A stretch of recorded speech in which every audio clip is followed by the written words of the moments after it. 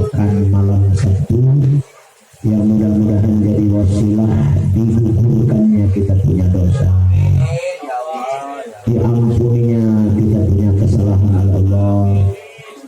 Meninta qala liyata'allama ilma ghufira lahu qabla ayyakhtiya. Barang siapa yang melangkahkan kaki niat menuju majelis ilmu, Allah ampuni dosanya sebelum kakinya melangkah. Jadi untung banget orang yang ngaji dan taklim malam ini. Kaki belum melangkah, dosa udah diampuni. Alhamdulillah. Salawat masalam semoga terlibat curahkan dari makanan yang mulia dari besar Muhammad. Ibu bapak jamaah sekalian, malam ini kita akan melanjutkan kajian kita. Terasi saya dalam menyampaikan kajian malam ini, di mana seorang muslim yang mukmin hidupnya di dunia ini hanya menunggu. Ini hebatnya kita orang mukmin, hanya nunggu.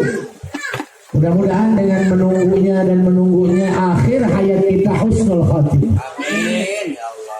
Apa sih yang kita tunggu? Orang habis zuhur nunggu asar. Itulah orang mukmin. Habis mengerjakan asar yang kita tunggu waktu datangnya sholat maghrib.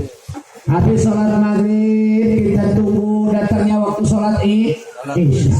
Habis sholat isya yang kita tunggu waktu sholat subuh. Subuh kita tunggu waktu sholat zuhur. Mudah-mudahan di sela-sela menunggu itulah ke sholat berikutnya dicabut nyawa kita, mati namanya dalam keadaan husnul khatimah. Jadi kalau ada orang mukmin ditanya, ente lagi ngapain bongok? Gua lagi nunggu zuhur, gitu. Ya, kalau kita kan lain, lu lagi ngapain nih? Lagi nunggu orderan. Ya, lagi nunggu bisnis ini, kali aja doa. Yang kita tunggu itu ya zuhur, ya asar, ya maghrib, ya isya, ya subuh. Itulah orang mukmin. Mudah-mudahan ini jadi bekal ketika wafat husnul khatimah, lalu di alam barzah, di alam kubur kita termasuk orang yang selamat. Sebab dalam keterangan kalau orang ingin hidup di alam mahsyar, kiamat dan seterusnya pengen selamat, selamatin dulu hidup kita di alam barzah. Orang kalau udah di alam barzah selamat, kesononya lancar. Karena pintu gerbangnya alam mahsyar, alam akhirat, mizan dan sirat adalah alam barzah. Ora-ora wonge sing modar langsung nang akhirat ora-ora. Jelemana anu maut begitu asup ke kubur langsung ke alam mahsyar daya. Di alam barzah dulu kita mengalami berapa tahun? Wallahu a'lam. Nabi saja sudah wafat 14 abad lebih yang lalu. Sampai sekarang belum kiamat. Kita mati besok belum tentu nanti 5, 10, 20 tahun, 100 tahun lagi kiamat. Lama. Ada orang tua kita yang udah meninggal 20 tahun yang lalu. Belum lagi abahnya abah kita. Belum lagi abahnya. Sampai abah. Nabi Adam alaihis berapa ribu tahun. Belum kiamat. Nah, terkait masalah ini saya ingin menyampaikan kajian. Saya ambil dari keterangan di dalam kitab Nasaihul Ibad yang bersumber dari Abu Bakar As-Siddiq radhiyallahu anhu. An Abi Bakrin As-Siddiq radhiyallahu anhu man dakhala al-qabra bila zadin fa ka'annama raqibal bahra bila safinatin. Kata Abu Bakar As-Siddiq radhiyallahu an, barang siapa yang masuk ke dalam kubur. Berarti kalau masuk ke dalam kubur orang hidup orang mati. Orang mati apa orang hidup? Orang hidup mau nggak dikubur? Nggak mau, boro-boro dikubur ya, di penjara kan? Ya, si Elsa aja nggak mau di penjara. Elsa, ya padahal dia bersalah, betul?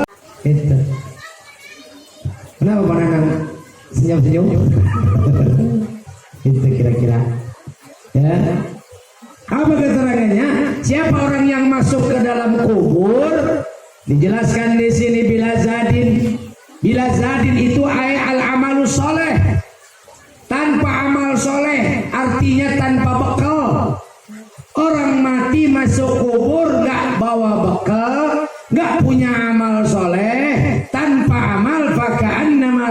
yalajul bahra bila safinatin. Bagaikan orang yang mengarungi lautan tanpa kapal. Bisa dibayangkan orang mengarungi lautan yang luas tanpa kapal. Berenang paling 20-30 meter sudah kelelahan, kelelep, mati. Bisa dibayangin pandangan orang yang melintas antara Merak Bakau tanpa perahu, tanpa kapal. Saya emang kurang yakin dia bisa selamat. Tuh. Jadi orang yang masuk kubur tanpa amal ibarat orang yang mengarungi lautan tanpa perahu, tanpa kapal. Naik kapal aja masih was-was. Apalagi kapalnya kecil, muatan banyak, ombak gede. Wih, pengalaman poyon itu. Wih, jungkir balik itu, goyang kiri, goyang kanan. Apalagi dulu beberapa tahun yang lalu Merak Bakau itu kan pakai kapal cepat ya Pak ya. Kapal cepat yang isinya cuma 100-200 orang. Masya Allah. Kalau ombaknya kayak gede, duduk di belakang percis kayak disungsep-sungsep. Tuh. Jadi apa pertanyaan berikutnya yang harus kita lakukan di alam dunia ini sebelum masuk kubur? Banyakin bekal, banyakin amal. Salah satu amal nanti adalah hadirnya kita di setiap malam Sabtu ngaji taklim. Ilmunya mah kali kagak dapat, aku dapat ratihnya. Ilmunya mah nggak seberapa, wong gurunya juga ya nggak berilmu, aku dapat asmaul husnanya. Kagak dapat ilmunya mah tuh malam Sabtu, aku dapat silaturahminya. Waalaikumsalam, ahlan wa sahlan. Ya. Nggak dapat ilmunya, aku udah cuman modal nguping, modal telinga masuk kanan keluar kiri, aku dapat doanya, dapat barokah duduk di majelisnya. Betul. Karena bagaimanapun kita, saya yakin waktu kita habis tersedot oleh perkara yang tidak bermanfaat. Umur kita habis oleh perkara yang tidak ada nilai ibadah. Hati-hati. Saya sudah bilang berkali-kali, umur kebelakangan bisa dihitung. Pak Jamal sekarang kan umurnya 38. Ya, bener gak nih? PRT batuk ini. Aduh, PRT batuk. Ya. Tinggal ngitung ke belakang kan 38, berarti ke belakang itu 38 maksudnya. Tapi 38 ke depan ini nggak bisa dihitung. Berapa puluh tahun lagi kita hidup? Wallahu a'lam, nggak ada yang tahu. Nggak ada yang tahu. Ya. Makanya kata Nabi, "Kum fid dunya ka'annaka gharibun aw 'abiris sabil." Kata Nabi, kun adanya engkau di dunia ini bagaikan orang yang dalam perjalanan mampir ke warung ngopi. Berapa jam tuh di warung sih? Di rest area tuh berapa jam sih? Ya, tidak lama. Kenapa harus melanjutkan perjalanan menuju tujuan utama kehidupan yang abadi, alam barzah? Betul apa betul? Nah, ini yang kedua. Ya, tadi kata Abu Bakar As-Siddiq bahwa orang yang masuk kubur mati namanya itu tanpa amal ibarat orang mengarungi lautan tanpa perahu. Diperjelas oleh Kanjeng Nabi Muhammad sallallahu alaihi, kata Nabi, mal mayyitu fi qabrihi illa kal ghariqil mughawwis. Kata baginda Nabi, keadaan mayit di dalam kubur, jenazah di alam barzah, fi qabrihi di dalam kubur, illa kal ghariqil mughawwis, bagaikan orang yang tenggelam meminta pertolongan. Jadi orang yang di dalam kubur itu ibarat orang yang tenggelam minta tolong. Maksudnya apa? Orang yang kalau tenggelam di lautan yang diminta itu bukan emas. Kira-kira Pak Haji ada orang tenggelam sama Pak Haji dibawain emas gitu loh, seton aja lah. Kira-kira mau nggak Pak Haji? Tolong Kalau ghariqil mughawis itu artinya timbul tenggelam, keluar kepalanya, masuk lagi, ambil kelapa, minum air begitu. Lalu dari atas pesawat bilang untuk keluarganya, Pak, minta tolong ya. Iya, ini buat bapak uang 1 triliun. Kira-kira orang yang timbul tenggelam di tengah lautan dikasih duit 1 triliun mau nggak? Kagak Pak. Buat apa ibu dikasih duit 1 miliar tapi di tengah lautan dalam keadaan timbul tenggelam? Ya, apa pertolongan buat mereka? Saya yakin demi Allah, orang yang timbul tenggelam di laut atau di danau cuma minta ban bekas, kayu atau papan yang dilihat hina, tak ada arti dan tak ada guna. Tapi buat dia sangat besar manfaatnya. Persis seperti orang yang terbawa anyut air. Dia tahu rumput itu lemah, tapi saat terpepet dia akan pegang juga, akan raup juga, akan dia rangkul juga, padahal dia tahu itu rumput tidak ada daya, tidak ada kekuatan. Jadi apa kesimpulannya? Orang yang di dalam kubur, kata Nabi, orang mati seperti orang tenggelam di laut, minta tolong, berarti ahli kubur butuh bantuan doa.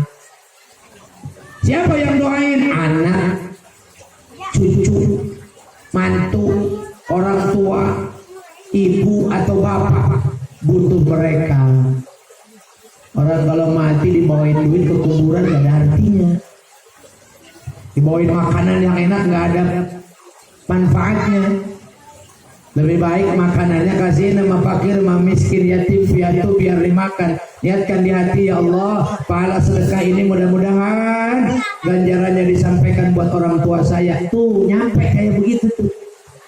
Nih anaknya pada duduk di majelis salim nih, majelis salimnya kayak pindah-pindah di jalan, kadang di rumah, kadang di jalan, kadang di rumah. Tapi di hadapan Allah ini majelis, ini tempat mulia. Orang yang duduk di sini anaknya, bapaknya mau udah meninggal, tersenyum dapat pahala dari anaknya yang ahli ta'lim, ahli zikir, ahli sholawat, ya, termasuk ahli orang yang duduk di majelis ulama, majelis hukama. Orang tuanya yang udah meninggal pada senang. Orang tua papangan, orang tua papa jamaah, orang tuanya Pak RT barangkali kalau umpamanya sudah ada, tuh mereka pada bahagia di dalam kubur. Jadi mereka yang meninggal di dalam kubur nggak butuh emas intan permata, yang dibutuhkan hanya doa dari anak-anaknya. Mudah-mudahan orang-orang tua kita senang bahagia di alam kubur, menyaksikan anaknya ahli ibadah, ahli ta'lim, ahli sholawat. Ya, makanya yang masih hidup sayangi dan hormati orang tua kita, ya, jangan sampai disakiti, karena salah satu ibadah yang gak bakal diterima itu penyebabnya anak durhaka kepada orang tua. Walaupun ahli ibadah jungkir balik, ya pokoknya luar biasa sholat zakat puasanya, tapi kalau durhaka sama ibu bapak jangan harap diterima amal ibadahnya.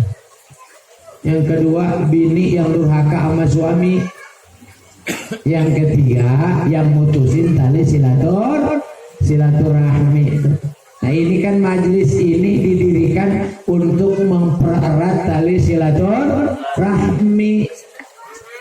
Kata saya tadi, ya ilmunya barangkali ngaji yang malam Sabtu di rumah bos Angga, kalau ditanya mas saya yakin bohong. Demi Allah bohong. Ya, nggak pagi, nggak pajamal, nggak papangan pohon, pokoknya. Ya, tapi kan yang kita pengen raih itu ridhonya Allah, berkhidmat dengan guru di majelis, lalu dapat barokah dari Allah itu. Mungkin yang saya inginkan itu tuh diantaranya. Ilmunya mah, ya kadang-kadang tadi itu lupa gitu kan. Silaturahminya dapat malam ini, ya berjamaahnya dapat. Bahkan ada keterangan memandang wajah guru, waduh luar biasa itu, pahalanya luar biasa. Memandang wajah guru dengan penuh cinta, dengan rasa mahabbah ta'zim, luar biasa. Itu saya pernah baca tuh di kitab Ta'lim Muta'allim, ya luar biasa. Nah, jadi mudah-mudahan hadirnya kita di tempat ini menjadikan syahadah, menjadikan saksi di hadapan Allah Karena semua nanti makhluk Allah di alam sana di hadapan Allah jadi saksi, termasuk ini nih air minum santri jadi saksi di akhirat. Ya, karpet digelar pohonan semua jadi saksi di akhirat bahwa kita orang yang ahli ibadah. Amin. Ya Rabbal Alamin. Jadi yang pertama tadi saya awali, orang mukmin itu waktunya hanya menunggu hal-hal yang baik. Dari maghrib ke isya ditunggu sama kita. Dari maghrib, dari isya kita tunggu sampai subuh.